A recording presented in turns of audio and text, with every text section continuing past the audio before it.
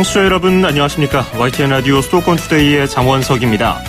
오늘 선정한 이슈는 여름 휴가철입니다. 여름 휴가철을 맞아서 국내외 어디를 가볼지 고민하는 분들 많으실 텐데요. 아직 계획 세우지 못한 분들에게 오늘 여행지를 추천해드리는 시간이 될 것 같습니다. 일상에서 좀 멀리 떠나서 여유 있는 휴식을 즐기고 싶은 분들에게는 전남 완도군도 국내에서 인기 있는 여행지인데요. 수목원, 해수욕장 등 쉴 곳을 비롯해서 볼거리, 먹을거리도 많다고 합니다. 잠시 뒤 일부 투데이 포커스에서는 신우철 완도군수 연결해서 지역 현안 등 관련 이야기를 들어보겠습니다. 이어서 2부에서도 여행지 추천을 해드리겠습니다. 이번 주말 어디 갈까 코너에서는 해외여행 생각하는 분들을 위해서 뉴스빔 김유정 여행 전문 기자에게 가볼 만한 나라 추천받아보고요. 투데이 안전톡톡 코너에서는 서울 양천소방서 이혜지 반장과 붉은 불기미와 관련한 이야기를 나눠보겠습니다. 간밤에 열대야 탓에 더우셨죠? 현재 전국 여러 지역에 폭염특보가 내려져 있고요. 무더운 날씨가 이어지겠습니다. 장시간 바깥 활동하시면 쉽게 피로해지는 날입니다. 수분 섭취 또 휴식에 잘 신경 쓰셔야겠습니다. 낮에는 경기 북부와 강원 영서, 경북 내륙에 소나기가 내릴 수도 있겠습니다. 오늘 낮 기온은 서울 32도, 전주와 광주, 대구 모두 35도까지 오르겠습니다. 2018년 7월 12일 YTN 라디오 수도권 투데이 지금 시작합니다.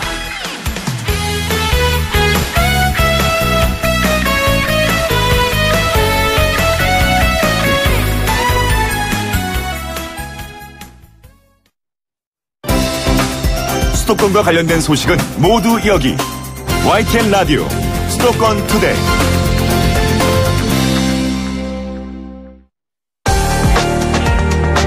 투데이 포커스. 여름 휴가철 계획 세우시는 분들 많으시죠? 각 지자체에서는 관광객 유치를 위한 다양한 프로그램을 마련하고 있습니다. 전라남도 완도군에서는 7월 한 달 동안 완도를 방문하는 관광객들을 대상으로 여름 청정바다 특별 이벤트를 실시한다고 합니다. 특히 명품 어촌 마을을 조성해서 관광 활성화를 기대하고 있다고 하는데요. 오늘은 신우철 전남 완도군수 연결해서 관련 소식 그리고 지역 현안 여러 가지 들어보겠습니다. 군수님 안녕하십니까? 네, 안녕하세요. 네. 일단 수도권에서 듣고 계신 분들을 위해서 완도군이 어떤 곳인지 간단하게 소개 좀 해주세요. 예. 우리 완도는 265개나 되는 섬으로 구성이 되어 있습니다. 네. 그리고 바다 밑에는 갯벌이 있고요. 그리고 또 해저로 숲을 이루고 있고 아주 특징적인 게 있죠.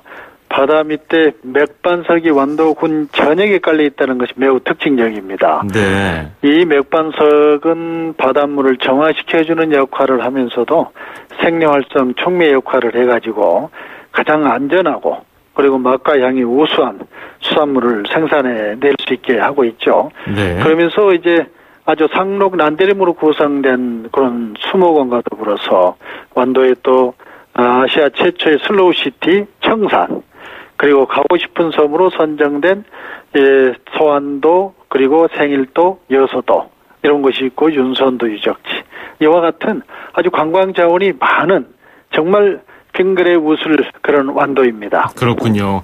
지금 지도 검색해 보시면은 다들 아시겠지만 다도해 해상국립공원도 있고요. 완도에. 그렇습니다. 네, 그 땅끝마을 해남보다 더 아래쪽에 위치한 여러 수많은 섬으로 이루어진 완도군인데요. 이번에 이제 군수님께서는 재임에 성공하셔가지고 민선 7기 업무를 시작하셨을 텐데 여러 가지 그 지난 임기 때도 고민 많으셨겠지만 이번에 새롭게 완도군을 이제 жил머지시면서 청사진을 쭉 그려보셨을 때 가장 필요한 것들이 무엇인지 고민 많으셨을 것 같아요. 그거 좀 소개 좀 해주세요.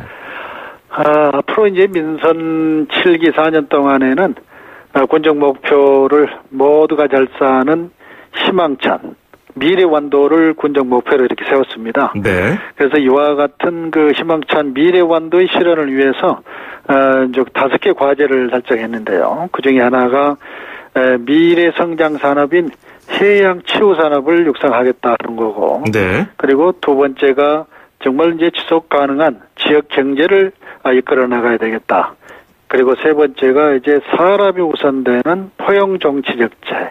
특히나 우리 완도의 경우는 고령화가 심합니다. 벌써 65세 이상이 33%대에 이릅니다. 네. 그럼 우리나라가 14.2%고 전남 22%인데 우리 완도가 33%면은 초초 고령화 사회라고 이렇게 해야 되죠. 예. 그래서 이런 사람이 우선되는 포용 정치 정책을 펼쳐나가겠고요.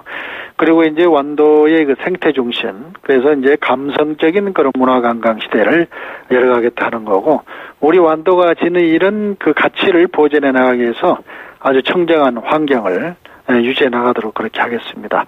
예. 이렇게 해서 우리 완도는 새로운 완도의 시대, 그리고 새로운 장보고 시대를 열어가도록 노력하겠습니다. 예, 5가지 핵심 이제 과제를 말씀해 주셨는데 그 중에서 생태 중심 문화 관광 이 키워드를 중심으로 먼저 얘기를 해보죠. 예, 예. 완도는 뭐 1년 내내 볼거리가 있지 않습니까? 그래도 이제 사계절 중에서 외지에서 사람들이 가장 많이 올 때가 언젠가요? 이제 봄철에 슬로우시티 청산에서 예. 슬로 걷기 축제를 하죠.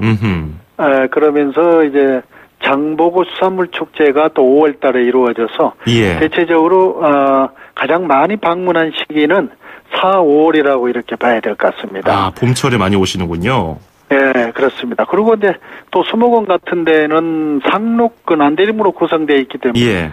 사계절 다 푸른 산을 볼 수가 있죠. 굉장히 유명하더라고요. 우리나라에서 유일한 난대 수목원이라고 알려져 있는데요. 완도 수목원이. 그렇습니다. 거기 수정도 아주 독특하게 북가시나무, 이산화탄소를 가장 많이 흡수한다는 나무가 북가시나무라고 그러거든요. 네. 근데 여기다가 동백에다가 구실잡밥, 황칠 약재로 쓰이는 황칠, 도래로 쓰이는 기도 하죠. 황칠과 후박, 생달 이런 또 약초 자원이 그 수목원에가 또 많습니다. 그렇군요. 그래서 우리나라에서는 정말 유일한 상록 난대림 수목원이라고 이렇게 봐야 됩니다. 예.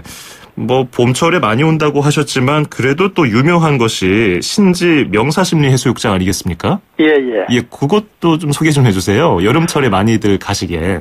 네, 우리 신지 명사심리해수욕장이 7월 6일 날 개장을 했습니다.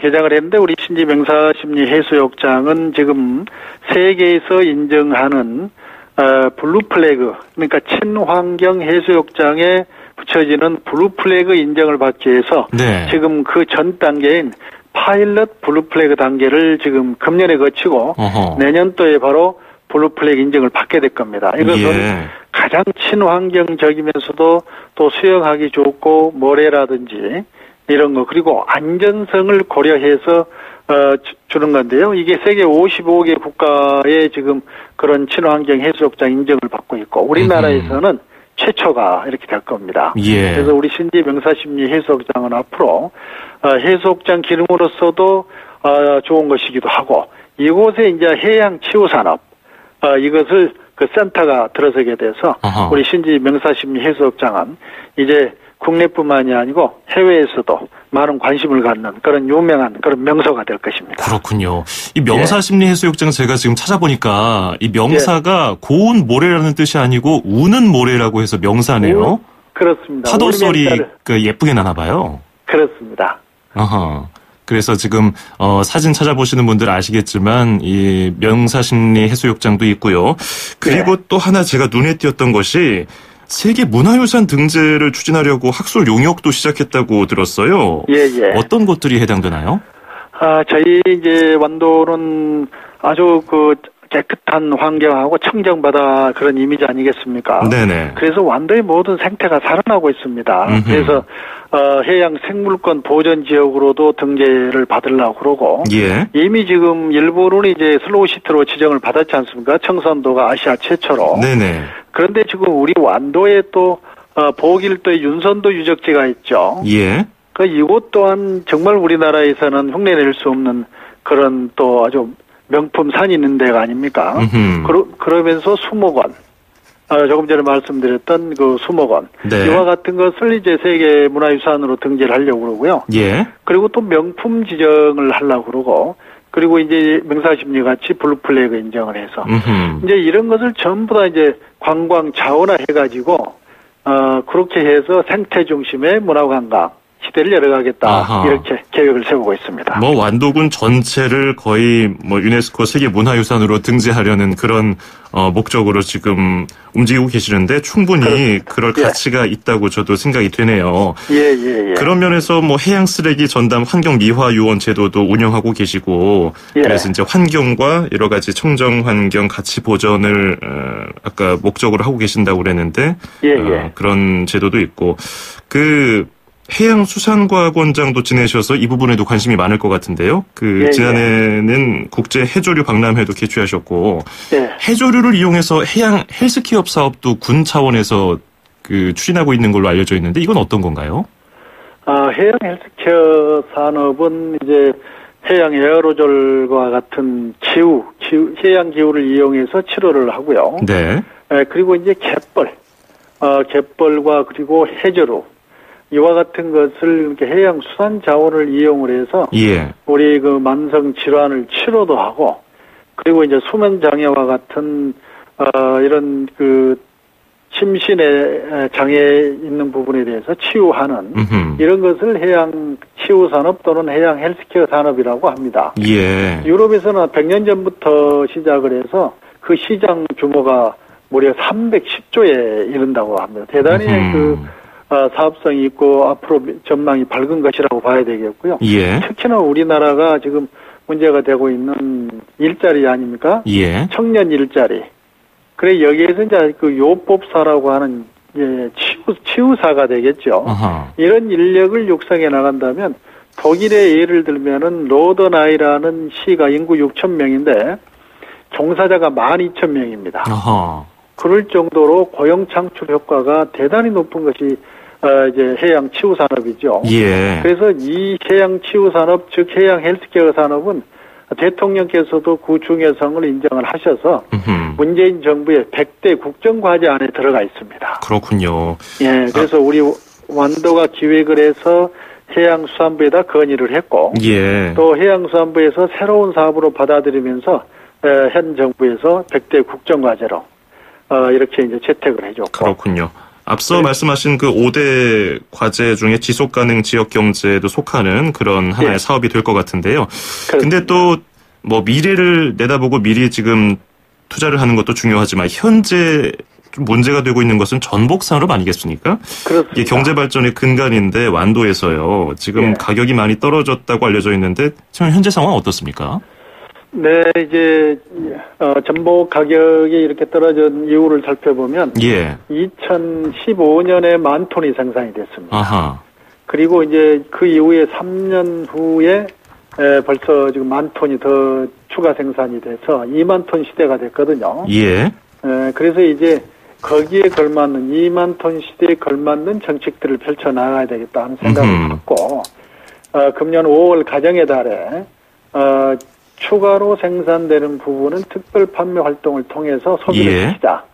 이렇게 하고 당초에 650톤 목표에서 1,000톤으로 상향 조정했더니 팔리는 게 5월 한 달에 팔리는 게 1,700톤을 팔았습니다. 아주 저희들도 깜짝 놀랐습니다. 그렇군요. 그리고 이제 6월까지 해서 2,000톤이 넘어가서 이렇게 되면 여름에 전복대, 이제 초복, 중복, 말복이 전복대이거든요. 그리고 추석 때까지 연결해 나가면 추가 물량은 4,000톤은 소비가 될 것으로. 그래서 이제 전복 가격이 안정될 것으로 이렇게 보고 있습니다. 그렇군요. 그 이후에는 이제 소비 형태를 좀 더 다양화해서 전복 냉동밥, 전복 만두, 그리고 전복 피자 이와 같은 그 소비 형태를 다양화하고 껍데기를 벗기는 순살 전복 뭐 이런 것들을 좀 소비 형태를 다양화해서 전복 산업을 안정화시켜 나가도록 하겠습니다. 그렇군요. 오늘 말씀 여러 가지 잘 들어봤는데요. 완도군에 대해서 혹시 몰랐던 분들은 새롭게 또 여러 가지 정보를 알게 되셨을 것 같고요. 관심 있는 분들 많이 생기셨을 것 같습니다. 오늘 말씀 잘 들었습니다. 고맙습니다. 감사합니다. 네, 지금까지 신우철 전남 완도군수였습니다. 자, 지금 기상청으로부터 폭염주의보 발표와 관련한 속보가 들어왔어요. 관련 내용을 전달해드리도록 하겠습니다. 일단 오늘 9시 21분을 기해서 폭염주의보가 발표가 됐습니다. 기상청에서 나온 내용인데요. 재해재난지역은 서울특별시, 양평군, 광주시, 여주군, 화성시, 안성시, 이천시, 용인시, 하남시, 의왕시, 군포시, 평택시, 오산시, 구리시, 안양시, 그리고 성남시, 수원시, 또 부천시, 과천시, 광명시, 그리고 비수도권 지역의 경우는 거제시, 문경시, 그리고 영주시, 천안시, 아산시, 충주시, 계룡시, 제천시, 속초시, 삼척시, 동해시, 강릉시, 원주시입니다. 자, 경남, 경북, 충남, 충북, 강원도 일원에 그리고 폭염주의보가 발표됐습니다. 수도권 지역은 앞서 말씀드린 바와 같고요. 폭염주의보가 발효가 됐습니다. 이에 따라서 재난방송을 실시해드렸고요. 이 지역에 계신 분들은 미리 오늘 건강 잃지 않도록 주의를 하시고요. 오늘 바깥 활동할 때 꼭 참고하시기 바라겠습니다. 지금까지 기상청에서 나온 재난방송 말씀해드렸습니다.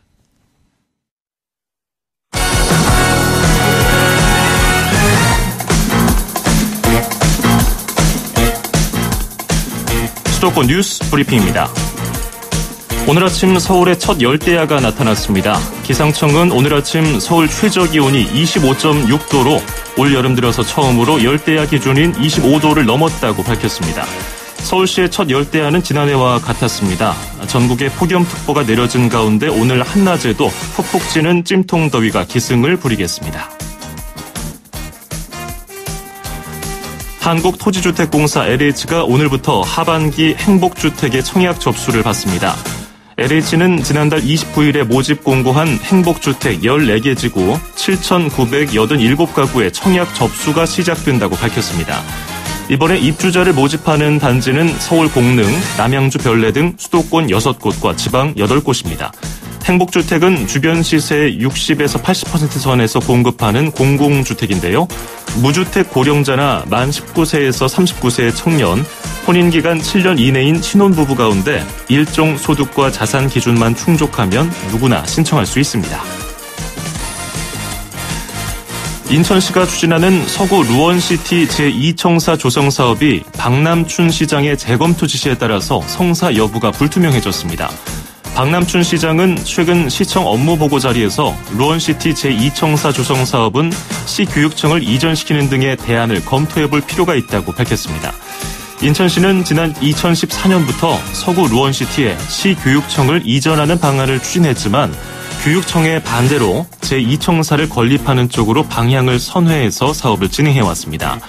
인천시 제2청사 조성 사업은 총 사업비 1,400억 원을 투입해서 인천도시공사와 도시철도본부 등 인천시 산하 기관 8개를 루원시티로 옮기는 사업입니다. 경기도는 공공성을 갖춘 어린이집의 원화 수용률을 현재 21%에서 2022년까지 40%로 끌어올리기로 했습니다. 경기도는 이를 위해서 국공립 어린이집은 물론 민간 어린이집을 대상으로 하는 공공형 어린이집, 고용노동부 지원을 받는 직장 어린이집을 지속해서 늘려나갈 방침입니다. 경기도 내 전체 어린이집은 11,700여 곳이고 이 가운데 국공립 어린이집과 공공형 어린이집, 직장 어린이집은 1,500여 곳입니다. 서울시는 고혈압, 당뇨병 환자의 꾸준한 치료를 유도하기 위해서 도입한 시민건강 포인트를 안과 합병증 검사인 안저검사에도 사용할 수 있도록 한다고 밝혔습니다. 시민건강 포인트는 고혈압, 당뇨병 환자가 포인트 제도에 참여한 병원에서 치료를 지속해서 받거나 보건소에서 관련 교육을 받으면 1년에 33,000포인트를 적립해주는 제도입니다. 서울시는 지난 2013년부터 고혈압과 당뇨병을 앓는 환자가 스스로 꾸준히 건강을 관리할 수 있게 하려고 민간 의원, 보건소와 협력 체계를 만들어서 제도 운용을 시작했습니다. 현재 용산, 강동구 등 9개 자치구에서 운영하고 있으며 이달 안에 12개 구로 확대할 예정입니다. 오는 10월부터 인천 지하철 1, 2호선이나 시내버스를 탄 뒤에 택시로 환승을 하면 500원 할인을 받을 수 있습니다. 인천시는 버스와 지하철을 타고 내린 뒤에 30분 이내에 택시를 타면 기본 요금을 할인해주는 택시 환승 제도를 오는 10월부터 시범 운영할 계획이라고 밝혔습니다. 인천시는 택시 환승 시스템 구축을 위해서 택시카드 사업자와 업무 협의를 진행하고 있고 다음 달에 업무 협약과 계약을 체결할 예정이라고 밝혔습니다. 택시 환승 시스템 도입 예산은 모두 35억 원인데요. 인천시는 이 가운데 13억 원을 올해 하반기로 예정된 추가 경정 예산안 편성 때 반영할 계획입니다. 경기도가 고양시 킨텍스에서 고액 체납자로부터 압류한 고가의 가방과 귀금속 등을 공개 매각했습니다. 공매에 나온 물품은 외국산 가방과 시계, 골드바 등 모두 505점으로 전체 감정평가액은 2억 500만 원에 달합니다. 경기도는 2015년 지자체로는 처음으로 압류 물품 공매를 시작해서 그동안 5억여 원어치를 처분했습니다. 지금까지 수도권 뉴스 브리핑이었습니다.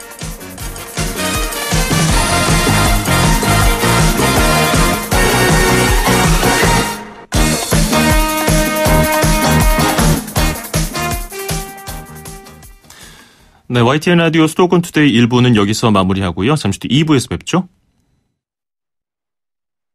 2,500만 수도권 청취자를 위한 모든 소식이 한자리에 YTN 뉴스 FM 수도권 투데이. FM 94.5MHz YTN 라디오 수도권 투데이 듣고 계시고요. 저는 아나운서 장원석입니다. 2부에서는 이번 주말 어디 갈까 코너에서 해외여행, 국내 말고 해외여행 추천해드리고요. 그다음에 투데이 안전톡톡 코너에서는 서울 양천소방서 이혜지 반장과 붉은 불기미 관련 이야기 나눠보겠습니다. 2분 20초 뒤에 뵙겠습니다. 음악과 수도권 뉴스가 한방에 수도권 전문 방송 수도권 투데이.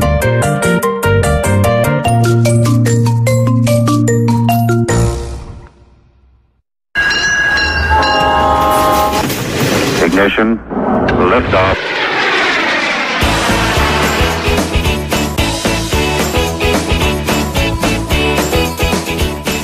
이번 주말 어디 갈까 코너입니다. 무더운 날씨가 이어지면서 안 그래도 힘든 일상이 더 힘겹게 느껴지는 것 같죠. 잠시 떠나고 싶다, 쉬고 싶다 이런 혼잣말이 툭툭 튀어나오는 요즘입니다. 그래서 저희가 구체적인 휴가 계획 세우시라고 여행지 몇 군데 소개해드리려고 합니다. 1부에서는 국내 여행지 추천해드렸잖아요. 2부에서는 해외 여행지를 추천해드리겠습니다. 이번 주부터 3주 동안 3군데 소개해드릴 테니까요. 휴가지 고민하시는 분들은 참고하시면 좋을 것 같습니다. 오늘도 김유정 뉴스빔 여행 전문기자와 함께하겠습니다. 어서 오세요. 네, 안녕하세요. 김유정 뉴스빔 여행 전문기자입니다. 네, 휴가 갈 때가 됐어요. 네, 그래서 맞아요. 계획 세우시는 분들도 많고 너무 늦은 거 아닌가 이렇게 네. 생각하는 분들도 계실 텐데 네. 비교적 부담 없이 다녀올 수 있는 곳 좀 추천해 주시면 좋을 것 같아요. 네, 해외여행지지만 우리가 주말에 어디 갈까라는 코너기 때문에 네. 주말을 이용해서라도 해외여행을 다녀오실 수 있는 곳으로 좀 골라봤고요. 네.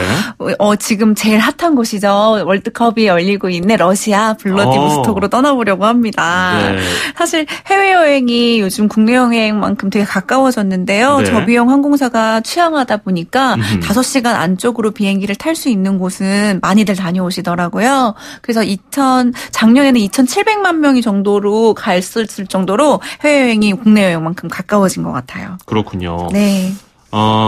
지금 주말 어디 갈까 코너 제목에 맞게 네. 비교적 가까운 곳을 소개해 주셨는데 거기는 얼마나 걸려요? 2시간 정도로 비행기가 걸리고요. 그래요? 네네, 아주 가깝게 갔다 오실 수 있고, 이제 흔히들 말해서 부장님 몰래 해외여행 다녀오기라는 여행지 같은 걸로 블라디보스톡이 정말 많이 소개가 돼요. 네. 그래서 금, 토, 일 이렇게도 다녀오실 수 있고, 네. 토, 일, 월 이렇게 2박 3일로도 충분히 즐기실 수 있는 곳이기 때문에, 국내 여행보다 해외여행을 너무 가고 싶다 하시면 블라디보스톡을 선택하시면 좋겠습니다.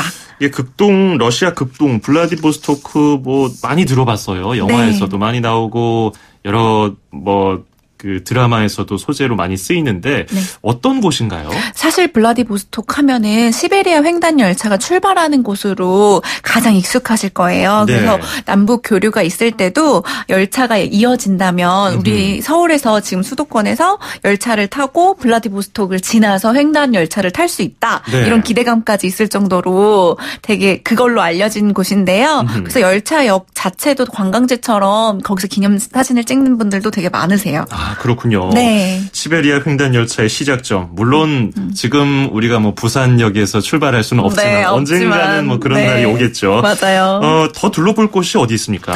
블라디보스톡 역을 중심으로 걸어서 다니실 수 있는 곳이라서 여행지가 네. 이 블라디보스톡이 그래서 더 좋은 여행지인데요. 일단 걸어서 10분 정도 거리에 있는 혁명광장을 소개시켜드리려고 해요. 아하. 러시아다 보니까 네. 아무래도 이름부터 약간 비장하죠. 그렇죠. 네, 혁명전사광장은 사실 1917년부터 22년까지 러시아 극동 지역에서 구소련을 위해서 싸웠던 병사들을 위한 이제 그곳을 기리기 위한 곳이고요. 네. 지금은 중요한 국경일 행사가 있을 때마다 이제 사용되는 광장이에요. 근데 평상시에는 이렇게 시장이 열려요. 그 로컬 시장이. 근데 거기서 꿀이나 차가버섯 이런 식재료도 많이 팔고요. 네. 여기서 제일 중요한 킹크랩도 판매를 하고 있어요. 네. 근데 1kg에 한 10,000원에서 한 15,000원 정도 사이에서 이 두 명이서 배부르게 먹을 수 있을 시커 정도로 먹겠는데요. 네, 판매를 하고 있기 때문에 네. 거기서 구매하시는 게 좀 더 저렴하고요. 거기서 사실 앉아서 먹을 수 있는 곳은 없어요. 그렇기 때문에 숙소에서 가지고 오셔가지고 드시는 게 더 좋습니다. 그렇군요. 네. 이게 가까운 유럽이라고 말씀해 주셨는데 네. 사실 블라디보스토크는 아시아 쪽에 가깝게 있기 때문에 뭐 유럽이라는 느낌이 덜 들긴 하는데 유럽의 느낌이 물씬 나는 곳이 있다면서요? 맞아요. 그 마찬가지로 혁명광장에서 도보로 10분 걸리는 아르바트 거리인데요. 네. 그 거리에 딱 진입하자마자 유럽의 정취를 물씬 느낄 수 있는 건물들이 줄지어져 있어요. 그리고 여기를 블라디보스토크의 가로수길이라고 부를 만큼 네. 아기자기한 유럽풍의 건물이랑 그리고 맛집들, 그다음에 예쁜 카페들이 많아서 특히 여성 여행객에게 인기가 많은 지역이라서 아하. 꼭 가시는 게 좋습니다. 네. 저는 개인적으로 네. 그 러시아를 한번 가본 적이 있어요. 그러세요? 어디 가보셨어요? 근데 이쪽보다 더 동쪽으로 가요. 사할린을 가봤어요. 네. 예전에 엄청 추우셨겠네요. 대학 다닐 때 봉사활동으로 한번 맞아요. 가서 그때 어르신들 이렇게 도와드리고 왔는데 네. 근데 거기에서 굉장히 독특한 음식들이 많았거든요. 맞아요. 왜냐하면 블라디보스토크도 그 해양 도시이기 때문에 그런 네. 관련 음식들도 많을 것 같은데 네. 사할린에서 제가 기억에 남았던 음식은 거의 날 생선과 다름없는. 근데 회라고 말하기에는 야 이거 너무 비리고 먹기 어려운 뭐 전통 그 지역 음식이라고 하는데 네. 그런 음식들이 참 기억에 남아서 러시아 하면은 어떤 음식들이 또 있을까 궁금한데요. 네, 러시아 하면 네. 사실 두 가지를 제가 추천해 드리고 싶은데요. 러시아 전통 음식인 펠메니를 추천해 드리고 싶어요. 그거는 네. 전통 만두 같은 건데요. 우리 만두 같아서 그때 드셨던 그런 날 생선보다는 훨씬 좋네요. 네, 입맛에 잘 맞으실 거고요. 네. 만두피가 우리보단 좀 두꺼워요. 그래서 쫀득쫀득한 식감이 좀 살아있는 만두고요. 네. 그 소가 닭이나 뭐 오징어 등을 고르실 수 있기 때문에 입맛에 맞는 걸 고르시면 되고 아하. 또 오징어가 특히 또 우리나라 사람들은 오징어를 또 되게 입맛에 맞게 하시더라고요. 좋죠. 예. 근데 또 특이하게 만두를 간장에 찍어 먹지 않고 사워크림이라고 약간 새콤한 하얀색 소스가 있어요. 예. 그 소스에 찍어 먹거든요. 러시아 사람들은. 근데 한국 사람들은 간장에 많이 찍어 드시기는 하는데 현지에 일단 왔으니 현지 방식으로 한번 드셔보시는 건 어떨까라는 생각이 좀 들고요. 네. 식사를 마치시면 뭘 먹어야 될까요? 디저트. 네, 아우, 디저트를 후식 꼭 먹어야죠, 먹어야죠. 후식. 네네. 후식을 먹어야 되는데요. 여기 아까 제가 말씀드렸던 아르바트 러시아의 그 가로수길이라고 하는 곳에 네. 우후트 블린이라는 러시아식 팬케이크점이 있어요. 아하. 근데 거기는 우리가 팬케이크 하면 사실 이렇게 동그랗고 갈색 모양의 동그란 납작한 빵 모양을 떠올리잖아요. 그렇죠. 거기다가 뭐 시럽 올려서 먹고. 맞아요. 네. 근데 러시아식은 그렇지 않아요. 사실 크레페라고 아세요? 혹시 이렇게 얇은 먹어봤어요. 반죽 예, 같은 예. 것들이 있는 것. 근데 그게 러시아랑 비슷해요. 팬케이크. 그래서 처음에 팬케이크를 시켰는데 왜 팬케이크가 안 나오고 크레페가 나오지? 라는 생각을 하실 수도 있는데 네. 그 크레페 안에 과일이나 꿀이나 견과류를 골라서 넣을 수가 있어요. 그거는 사실 메밀가루랑 밀가루를 섞어서 만든 반죽이기 때문에 네. 약간 식감이 더 쫀득쫀득하고 고소하거든요. 그래서 우리나라 입맛에도 너무너무 잘 맞고요. 커피랑 특히 너무너무 잘 어울려요. 근데 또 가격이 너무너무 착해요. 아, 그래요? 얼마일까요? 3,000원인 정도거든요. 그 정도면 그래도 먹을만 하네요. 네네. 근데 3,000원으로도 충분히 배부르게 먹을 수 있기 때문에 네. 여기서 꼭 디저트를 드셔야 됩니다. 지금 김유정 기자가 저한테 사진을 몇 장 주셨잖아요. 네, 그래서 맞아요. 펠메니 사진도 보고 있는데 네. 무슨 만두 같지 않고 송편처럼 생기기도 하고 맞아요. 방금 말씀해주신 그 팬케이크는 계란말인 줄 알았어요. 처음에. 계란말인 줄 아셨어요? 근데 이게 아직 자르기 전에 계란말이. 네, 맞아요. 근데 팬케이크였군요. 네, 팬케이크입니다. 네, 이제 식사를 했으니까 그 지역에서 간단하게 또 돌아다니면서 경치 즐기면 좋을 것 같아요. 네, 맞아요. 아르바트 거리에서 한 10분 정도로 도보로 10분 정도 걸리면 곳에 제일 유명한, 블라디보스톡에서 제일 유명한 정교회랑 블라디보스톡 개선문을 볼 수 있어요. 네. 이제 거기서 보실 수 있는 것 중에 사실 또 그 옆에 그 잠수함 C56이라는 박물관이 있는데 네. 그 박물관 자체도 되게 유명해요. 오. 왜냐하면 잠수함 자체를 거기다 놓아놨기 때문에. 근데 그 잠수함을 들어가서 보시는 것보다 밖에서 보시는 게 훨씬 더 재밌고요. 네. 거기 옆에 바로 사실 영원의 불꽃이라는 2차 세계대전 희생자를 기리는 곳이 있어요. 정교회 옆에. 네. 근데 여기가 사실은 예뻐요. 불꽃이 365일 24시간 내내 불이 켜져 있는 곳이기 때문에 되게 예뻐서 네. 이제 거기에 앉아서 이제 기념사진을 찍는 분들도 종종 계세요. 많이 계세요, 사실은. 네네네. 근데 제가 이제 당부를 드리고 싶은 건 거기가 사실 다 러시아 말로 쓰여 있어서 거기가 뭐 어떤 데인지를 모르시고 앉아 계시는 경우가 예쁘니까 사진 찍으시겠죠. 예쁘니까 사진 찍고 하는데 여기가 사실은 다 그 러시아 말도 희생자의 이름들이고 되게 약간 마음이 아픈 곳이에요. 네네. 그렇다 보니까 기념사진을 찍으실 때도 앉아서 찍는 것보다는 그냥 그 앞에서 조금 찍으시고 거기 꽃들이 되게 놓여져 있거든요. 네네. 그리고 더 아름다워요, 사실. 근데 그 꽃들도 역시 추모의 꽃들이기 그렇군요. 때문에 우리도 약간 조금 그 문화를 존중해 주는 게 좋지 않을까라는 생각이 듭니다. 네, 오늘 블라디보스토크에 대해서 우리가 막연하게 알고 있었던 것보다도 더 자세한 내용을 알 수 있었던 것 같아요. 네. 오늘 여기까지 하죠. 오늘 잘 들었습니다. 고맙습니다. 네, 고맙습니다. 네, 지금까지 김유정 뉴스핌 여행 전문 기자였습니다.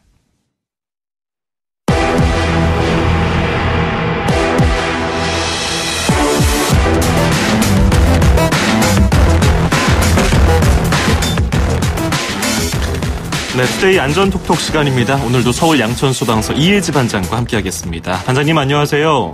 네, 안녕하세요. 네, 저희도 얼마 전에 그 인천항에서 발견된 붉은 불개미 소식 전해드렸는데 이번에 국내에서 처음으로 여왕개미까지 발견이 돼서 걱정이 많았어요. 근데 이번이 처음이 아니었잖아요. 그쵸. 이제 붉은 불개미가 지난해 9월과 올해 5월 부산항에서 이제 또 지난달에는 평택 당진항에서도 발견됐지만 여왕개미로는 처음입니다. 이 여왕개미가요, 알을 하루에 많게는 1,500개까지 낳을 수 있대요. 그래서 여왕개미 한 마리만 있어도 무리의 전체 개체수가 1년 만에 3,000마리로 불어난다고 하는데요. 네. 인천항에서 발견 당시 여왕개미 한 마리, 또 애벌레 16마리, 일개미 600여 마리가 발견됐는데 애벌레가 발생됐으니까 이제 국내에서 이미 산란을 한 거나 다름없는 거죠. 네. 그래도 뭐 정부가 조사를 해봤더니 뭐 공주개미라든지 수개미, 번식을 할 수 있는 개미가 발견되지 않아서 뭐 추가 걱정할 건 없다 이렇게 얘기를 했는데 일반 개미하고 일반인들이 그냥 봤을 때 구분이 가능할까요? 이게 붉은 불개미 크기가 1.5에서 6mm 정도로 이제 우리가 흔히 볼 수 있는 일반 개미랑 크기는 비슷해요. 네. 가장 큰 특징이라고 하면 꼬리 부분 끝에 침이 달려 있다는 건데요. 사실 6mm는 굉장히 작은 크기인데 이 땅에 기어다니는 개미가 뭐 침을 갖고 있나 없나 보기에는 굉장히 힘들 것 같고요. 네. 일반인이 실제로 확인하기는 어렵다고 뭐 전문가들도 그렇게 얘기를 하더라고요. 봐도 이게 붉은 불개미인지 잘 모르니까 그쵸. 신고도 뭐 안 들어올 수도 있다.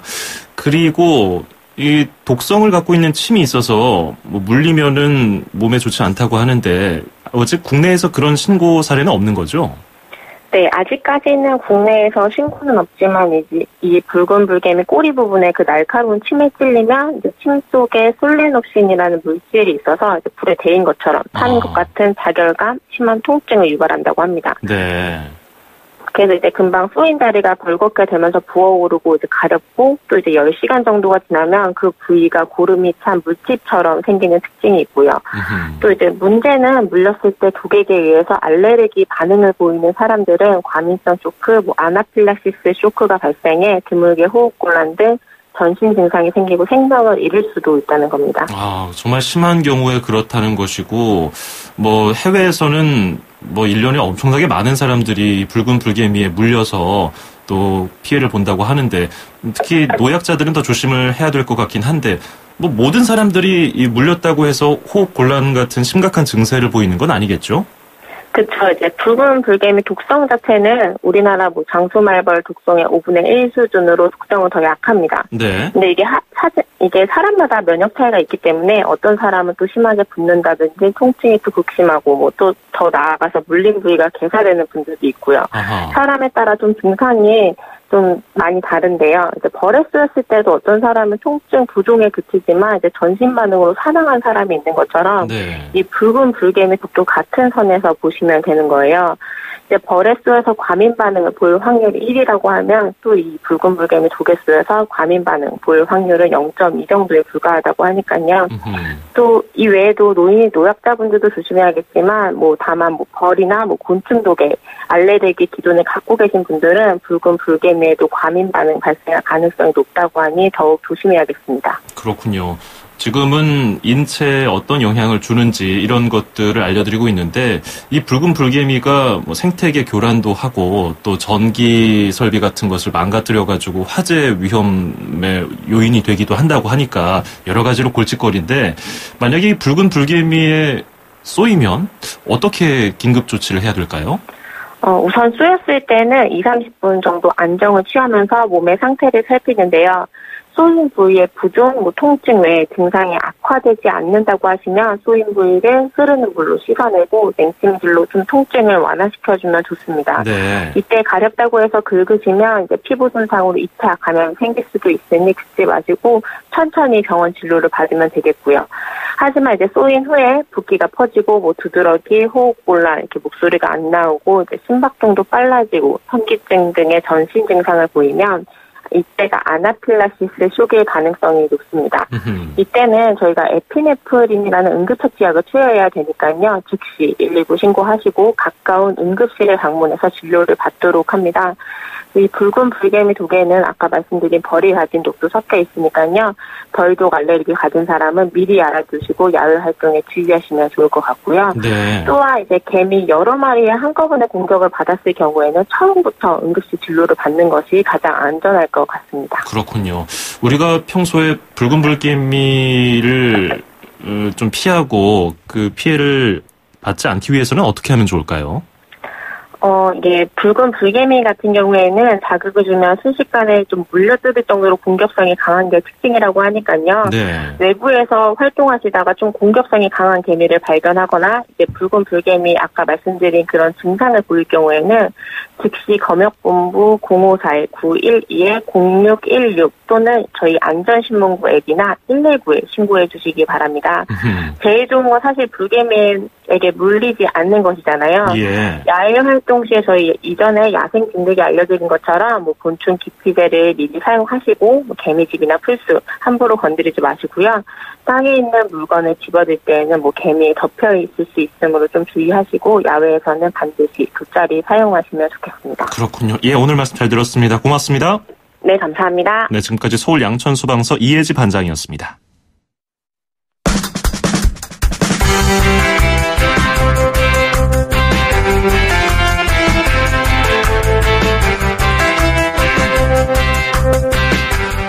(7월 12일) YTN 라디오 수도권 투데이 오늘 여기까지입니다. 끝으로 들으신 노래는 제이슨 무라즈의 I Melt With You입니다.